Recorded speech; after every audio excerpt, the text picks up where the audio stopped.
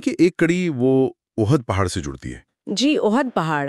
جب پیغمبر محمد صلی اللہ علیہ وسلم اور ساتھ میں حضرت ابوبکر، حضرت عمر، حضرت عثمان رضی اللہ تعالی عنہم تھی وہاں، ہاں اور پہاڑ ہلنے لگا۔ جی ہاں بالکل، تب پیغمبر صاحب نے فرمایا تھا احد ٹھہر جا، تجھ پر ایک نبی، ایک صدیق اور 2 شہید کھڑے ہیں۔ کہتے ہیں حضرت عمر نے یہ بات ہمیشہ یاد رکھی، صحیح۔ اور شاید اسی وجہ سے جیسا کہ سروت بتاتے ہیں وہ اپنی خلافت کے دوران اکثر ایک خاص دعا کرتے تھے۔ اچھا، کون سی دعا؟ وہ دعا کرتے تھے، اے اللہ مجھے تیری راہ میں شہادت نصیب فرما اور میری موت تیرے رسول صلی اللہ علیہ وسلم کے شہر مدینہ میں ہو۔ مدینہ میں۔ یہ دعا اس وقت سننے والوں کو بڑی عجیب لگتی ہوگی۔ ہاں بالکل۔ مدینہ تو اس وقت دنیا کے سب سے محفوظ شہروں میں سے ایک تھا، عرب میں جنگیں بھی کم ہو چکی تھیں۔ صحیح کہا۔ تو وہاں شہادت کی امید کیوں؟ کیا یہ صرف ایک دلی خواہش تھی یا انہیں کسی اندرونی خطرے کا احساس تھا؟ یہ ایک دلچسپ سوال ہے۔ ظاہری طور پر تو مدینہ بہت پرامن تھا، جی، لیکن شاید یہ حضرت عمر کا اللہ پر کامل یقین تھا کہ اگر اللہ چاہے تو وہ کہیں بھی کسی بھی حال میں اپنی مرضی پوری کر سکتا ہے۔ یہ ان کی گہری روحانیت دکھاتا ہے۔ بالکل، تقدیر پر ایمان، اور دیکھیے ان کی خلافت کا دائرہ بھی تو سمجھنا ضروری ہے۔ ہاں، کتنا بڑا تھا ان کا سامراجیہ۔ سروت کہتے ہیں کہ ان کی حکومت کا رقبہ سکندر یا سیزر کی سلطنتوں سے بھی کہیں زیادہ بڑا تھا۔ واقعی؟ یعنی دنیا کے سب سے طاقتور انسانوں میں سے ایک؟ بالکل۔ اس میں ذکر ہے دنیا انہیں اکثر صرف عمر کہتی ہے، جبکہ سکندر کو مہان یا دا گریٹ کہا جاتا ہے۔ یہ تھوڑا حیران کرتا ہے۔ یہ نقطہ واقعی غور کرنے لائق ہے۔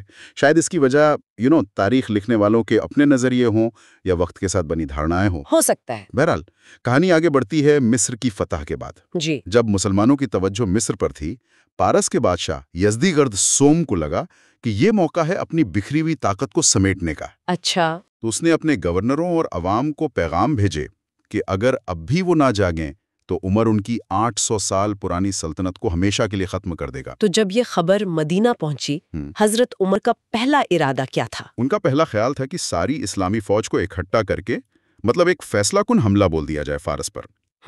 لیکن یہیں پر حضرت علی رضی اللہ تعالیٰ عنہ نے ایک اہم مشورہ دیا۔ کیا مشورہ تھا؟ انہوں نے سمجھایا کہ اگر ساری فوج فارس چلی گئی تو بزنطینی یعنی رومن سلطنت کو موقع مل جائے گا۔ ہاں، کہ وہ مدینہ یا شام جیسے دوسرے علاقوں پر حملہ کر دیں۔ بالکل، اور حضرت عمر نے یہ صلاح مان لی۔ یہ ان کے کردار کا ایک اہم پہلو سامنے لاتا ہے، صلاح کو اہمیت دینا۔ جی ہاں، اور صحیح مشورے کے سامنے اپنی رائے بدلنے سے نہ ہچکانا۔ یہ صرف مشورہ ماننا نہیں تھا، بلکہ اجتماعی دانش پر بھروسے کا ثبوت تھا۔ صحیح۔ انہوں نے فیصلہ بدلا اور مختلف علاقوں سے چھوٹی فوجی ٹکڑیاں بھیجنے کی حکمت عملی اپنائی۔ اور اسی رڑنیتی کے تحت پھر فارسی قلعوں کو فتح کرنا شروع کیا۔ جی دوبارہ۔ اور انہی مہموں کے دوران ایک بہت اہم فارسی کمانڈر ہرمزان کا سامنا ہوا۔ ہرمزان، اس کا شہر تو بڑی مشکل سے فتح ہوا تھا، لیکن وہ بچ نکلا تھا۔ ہاں وہ بچ نکلا۔ مسلمان فوج نے اس کا پیچھا کیا۔ پھر کیا ہوا؟ کیسے پکڑا گیا؟ وہ بھاگ کر ایک اونچی عمارت پر چڑھ گیا اور کہا کہ اس کے پاس 100 تیر ہیں اور وہ ایک ایک کر کے مسلمانوں کو مارے گا۔ اچھا۔ لیکن اس نے ایک شرط رکھی، اگر اسے حفاظت سے عمر بن خطاب کے پاس لے جایا جائے تو وہ ہتھیار ڈال دے گا۔ اور وعدہ کیا گیا؟ وعدہ کیے جانے پر وہ نیچے اترا اور اسے گرفتار کر کے مدینہ بھیج دیا گیا۔ مدینہ پہنچ کر ہرمزان کا کیا رد عمل تھا؟ یقیناً وہ ایک بڑے بادشاہ کے دربار کی شان و شوکت کی امید کر رہا ہوگا۔ بالکل، لیکن وہ یہ دیکھ کر حیران رہ گیا کہ خلیفہ عمر ایک مسجد کے کونے میں یا ایک سادہ سے گھر میں زمین پر آرام کر رہے ہیں۔ زمین پر؟ جی۔ اس نے پوچھا خلیفہ کے گارڈز کہاں ہیں؟ جواب ملا انہیں ان کی ضرورت محسوس نہیں ہوتی۔ اللہ اکبر۔ حضرت عمر نے ہرمزان کو اس کے شاہی لباس میں دیکھ کر بات کرنے سے بھی انکار کر دیا۔ کہا پہلے عام انسانوں والے کپڑے پہن کر آؤ۔ یہ تو واقعی حیران کرنے والا ہے، دنیا کا سب سے طاقتور انسان اور زمین پہ سو رہا ہے بنا گارڈز کے؟ یقیناً اس وقت کے حساب سے تو عقلپنی ہے۔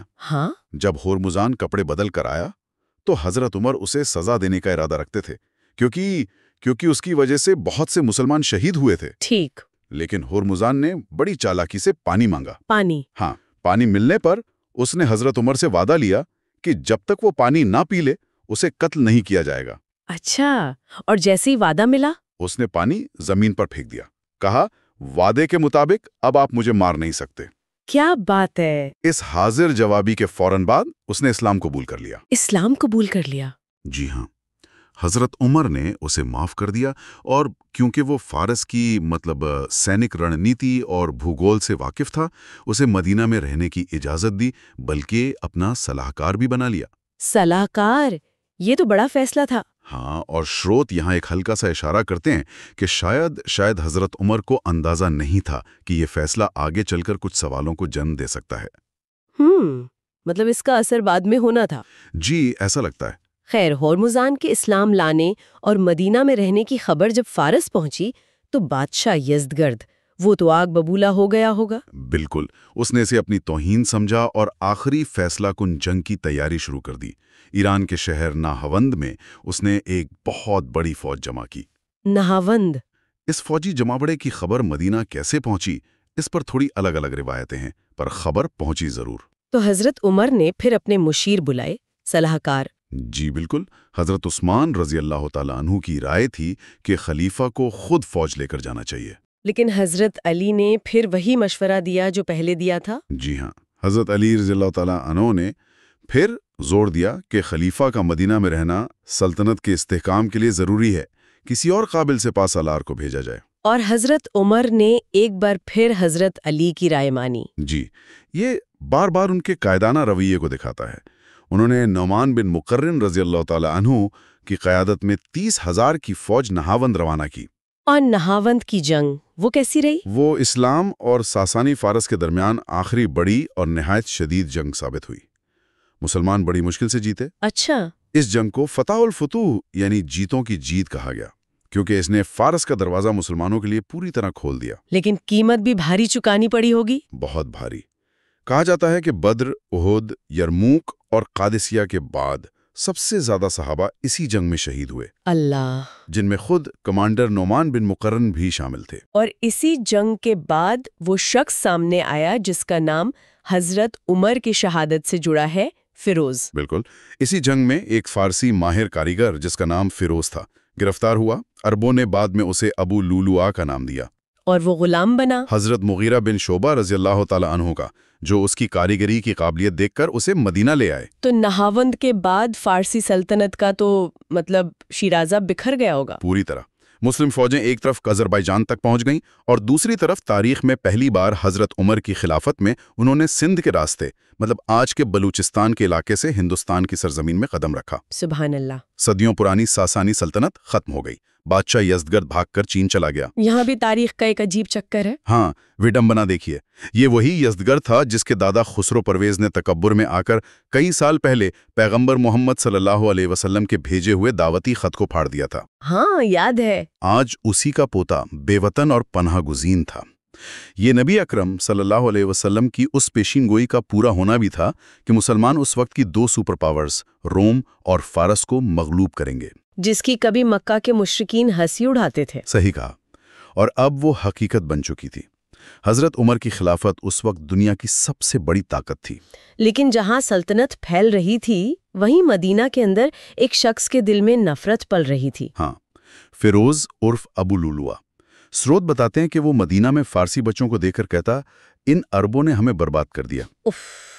اس کے دل میں مسلمانوں اور خاص کر حضرت عمر کے خلاف شدید غصہ تھا۔ اور اسی غصے کے ساتھ وہ ایک دن حضرت عمر کے پاس شکایت لے کر پہنچا۔ جی، اس نے شکایت کی کہ اس کا مالک مغیرہ بن شعبہ اس پر زیادتی کرتا ہے اور اس کی روز کی کمائی سے 2 درہم ٹیکس لیتا ہے۔ 2 درہم؟ اس زمانے میں یہ بڑی رقم ہوگی؟ ہاں، سروت بتاتے ہیں کہ آج کے حساب سے کافی رقم بنتی تھی۔ حضرت عمر نے پوچھا، تم کام کیا کرتے ہو؟ فیروز نے بتایا کہ وہ لوہار اور بڑھئی کا کام کرتا ہے، چکی وغیرہ بناتا ہے۔ حضرت عمر نے کہا، تمہارے ہنر کو دیکھتے ہوئے تو یہ رقم مناسب لگتی ہے۔ اچھا، اور یہ سن کر فیروز کا غصہ بھڑک اٹھا؟ بالکل، اس نے بھرے مجمع میں کہا، عمر کا انصاف سب کے لیے ہے سوائے میرے، اور غصے میں چلا گیا۔ اور حضرت عمر؟ روایت ہے کہ حضرت عمر نے سوچا تھا کہ بعد میں مغیرہ سے بات کر کے ٹیکس کم کروا دیں گے، لیکن بات بگڑ چکی تھی۔ اور پھر وہ مشہور واقعہ ہوا جب حضرت عمر نے اسے بازار میں دیکھا۔ ہاں، کچھ دنوں بعد حضرت عمر نے اسے بازار میں دیکھا۔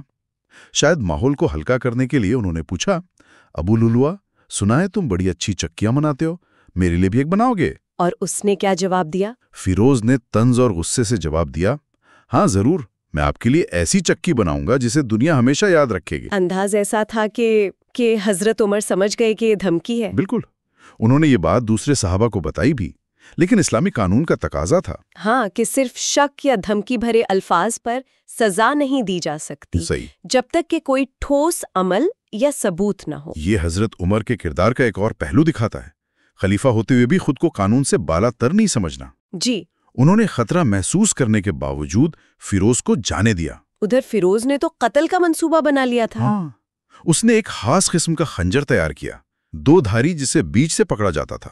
2 دھاری خنجر؟ جی، پھر اس نے کوئی شدید زہر، کچھ روایتوں میں ہیملاک پودے کا ذکر ہے جو بہت خطرناک ہوتا ہے۔ اچھا، وہ زہر حاصل کیا اور خنجر کو رات بھر اس میں ڈبوئے رکھا۔ اور اگلی صبح؟ فجر کا وقت، جی، فجر کی نماز سے پہلے وہ مسجد نبوی میں چھپ گیا۔ مسجد میں؟ حضرت عمر رضی اللہ تعالیٰ عنہ اذان سن کر اٹھے اور اپنی زندگی کی آخری نماز پڑھانے کے لیے مسجد پہنچے۔ ذرا تصور کریں، وہ شخص جو اس وقت مغرب میں الجیریا سے لے کر مشرق میں ہندوستان کی سرحدوں تک پھیلی سلطنت کا حکمران تھا، ہاں، وہ مسجد میں نمازیوں کی صفیں سیدھی کروا رہا تھا۔ بالکل۔ پھر حضرت عمر نے امامت کی جگہ پر کھڑے ہو کر نماز شروع کی۔ اللہ اکبر، اللہ اکبر۔ جیسے ہی انہوں نے تلاوت شروع کی، اکثر وہ سورہ یوسف پڑھتے تھے۔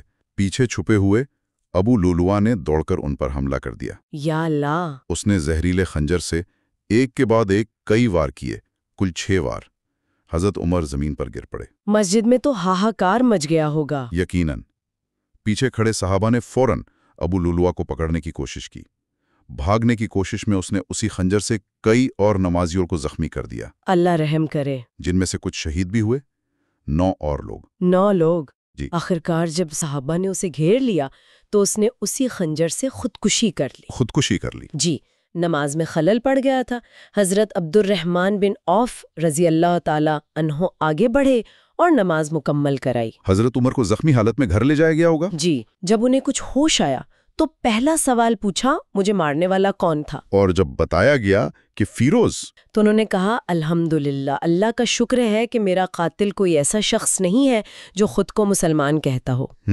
زخم اتنے گہرے تھے کہ حکیم نے جواب دے دیا، کہا کہ اب وقت بہت کم ہے۔ اپنی زندگی کے آخری لمحوں میں بھی انہوں نے اپنی ذمہ داریوں کا احساس نہیں چھوڑا؟ ذرا بھی نہیں۔ کچھ لوگ رونے لگے تو انہیں ڈانٹا، کہا باہر جاؤ۔ اچھا، سب سے پہلا حکم دیا کہ ان پر کتنا قرض ہے اس کا حساب لگایا جائے۔ قرض کا؟ ہاں، پتہ چلا 86,000 درہم۔ یہ وہ رقم تھی جو انہوں نے بیت المال سے لینے کے بجائے اپنی طرف سے غریبوں پر خرچ کی تھی۔ اللہ! حکم دیا کہ یہ قرض ان کے بیٹے اور گھر والے ادا کریں، چاہے اس کے لیے ان کا گھر ہی کیوں نہ بیچنا پڑے، جو بعد میں بکا بھی۔ یہ ان کی ایمانداری اور امانت داری کی مثال ہے۔ بے مثال۔ اور ان کی آخری خواہش کیا تھی؟ انہوں نے اپنے بیٹے عبداللہ کو حضرت عائشہ رضی اللہ تعالی عنہا کے پاس بھیجا۔ جی؟ پیغام یہ تھا، عمر اجازت چاہتا ہے کہ کیا وہ اپنے 2 ساتھیوں یعنی پیغمبر محمد صلی اللہ علیہ وسلم اور حضرت ابو بکر رضی اللہ تعالی عنہ کے پاس دفن ہو سکتا ہے۔ اور انہوں نے یہ بھی کہا تھا کہ امیر المومنین مت کہنا۔ بالکل، تاکید کی صرف عمر کہنا، تاکہ وہ حکم سمجھ کر مجبور نہ ہوں۔ حضرت عائشہ کا جواب کیا تھا؟ وہ جگہ تو انہوں نے اپنے لیے رکھی تھی۔ جی ہاں، انہوں نے فرمایا، میں نے یہ جگہ اپنے لیے رکھی تھی، لیکن آج میں عمر کو اپنے آپ پر ترجیح دیتی ہوں۔ سبحان اللہ! نہ لگائی جائے۔ اور اپنے آخری سانسوں میں کہا، کیا کہا؟ میرا سر تکیے سے ہٹا کر زمین پر رکھ دو، شاید اسی عاجزی پر اللہ کو رحم آ جائے۔ اللہ اکبر! کیا شان تھی! اس طرح 10 سال اور 6 مہینے خلافت کرنے کے بعد حضرت عمر رضی اللہ تعالی عنہ اس دنیا سے رخصت ہو گئے۔ اور انہیں حجرائے عائشہ میں پیغمبر صاحب اور حضرت ابو بکر کے پہلو میں دفنایا گیا۔ جی، اپنی وفات سے پہلے انہوں نے اگلے خلیفہ کے انتخاب کے لیے 6 بڑے صحابہ کی ایک کمیٹی بھی نامزد کر دی تھی۔ ہاں، تاکہ اقتدار کی منتقلی پرامن ہو۔ بالکل، انہیں 3 دن کے اندر نیا خلیفہ چننے کا حکم دیا تھا۔ تو ہم نے دیکھا حضرت عمر کی عظیم سلطنت، ان کے اصولوں پر مبنی حکومت، شہادت کی پیشن گوئی کا پورا ہونا، جی، ان کی موت کے ناٹکیے حالات، اور دنیا کے سب سے طاقتور انسانوں میں سے ایک ہوتے ہوئے بھی ان کی زاہدی اور عاجزی۔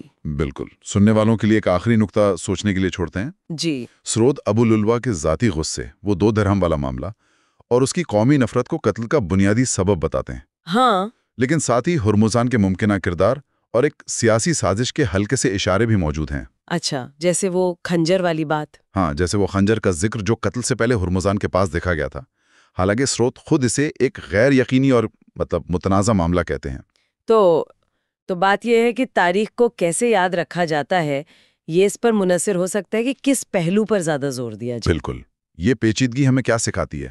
شاید یہ کہ بڑی تاریخی گھٹناؤں کی حقیقت اکثر کئی پرتوں میں چھپی ہوتی ہے، اور ہمیں تاریخ کو ہمیشہ تنقیدی نظر سے دیکھنا چاہیے، الگ الگ زاویوں پر غور کرنا چاہیے، اور آسان جوابوں سے ہوشیار رہنا چاہیے۔